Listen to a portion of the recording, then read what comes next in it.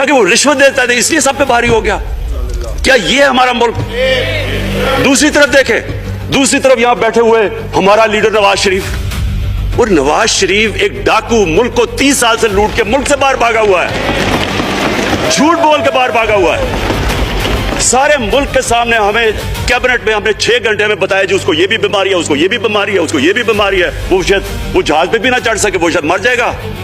शीरीन के आंसू आ गए कैबिनेट में, और शीरीन के आंसू आने आसान काम नहीं है स्पीकर साहब।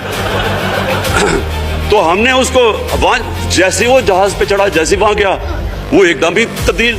और आज वहां जाके तकरीरें कर रहा है, वहां बैठ के स्कीमें कर रहा है, वहां बैठ के प्लानिंग करके जी उसे इतना पैसा दो, उधर इधर पैसा खिलाओ। सारी इनकी एक कोशिश है, जब से हम 2.5 साल से हुकूमत आई है, ये सारे बड़े बड़े डाकू इकट्ठे होके ये समझ रहे हैं कि इमरान खान को कुर्सी का इतना शौक है कि इसके ऊपर इतना प्रेशर डालो कि ये जी हमें जिस तरह जनरल मुशर्रफ ने एनआरओ दिया था ये भी दे देगा। जनरल मुशर्रफ, फौज उसके नीचे, अदलिया उसके कंट्रोल में सारी। क्योंकि मैं इधर मेंबर पार्लियामेंट था, ऑपोजिशन ना होने के बराबर। जो ऑपोजिशन के अंदर जो मेन आदमी था फजल रहमान, वो उसके साथ मिला हुआ था, वो 2 नंबर हमेशा से था, राइट।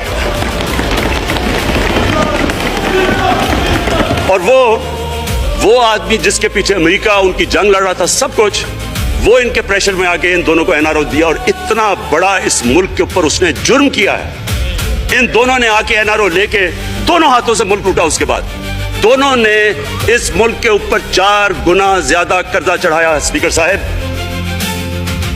6,000 अरब से हमारा कर्जा जो टोटल लायबिलिटीज 30,000 अरब पे पहुंचा दी।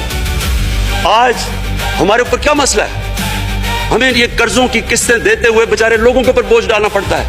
ये जो महंगाई है इसके बाद मैं भी बाद में बात करता हूं, लेकिन मैं पहले ये बात कंप्लीट कर लूं कि देखिए स्पीकर साहब, मैं ये 2.5 साल से तमाशे देख रहा हूं।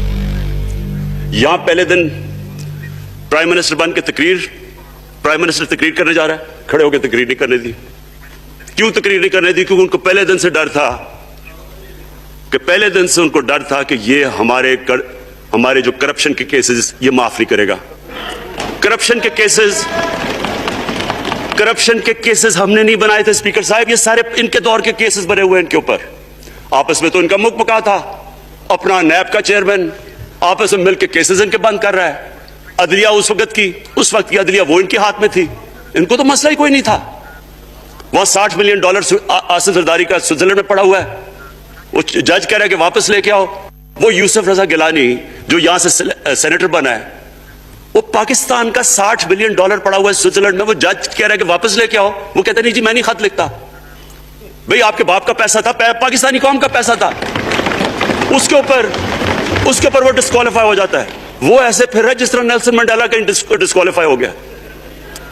स्पीकर साहब, मैं ये चीजें आपको इसलिए बता रहा हूं, मैं तो इनको 30 साल से जानता हूं। देखें, जब तक हम इस मुल्क में अपनी अखलाकियात ठीक नहीं करेंगे, मॉरल स्टैंडर्ड्स ठीक नहीं करेंगे, जब इस तरह के इलेक्शन होंगे कि खुल के पैसा चल रहा है और हम कहेंगे नहीं जी वो पटवारी क्यों पैसे लेता है, तो वो थानेदार क्यों पैसे लेता है, वो सरकारी नौकर, वो तो बेचारा जो निचला तबका है वो तो वाकई जिस तरह शेख रशीद ने कहा है, महंगाई जो बड़ी है बेचारे लोगों की तनख्वाह में गुजारा नहीं हो रहा।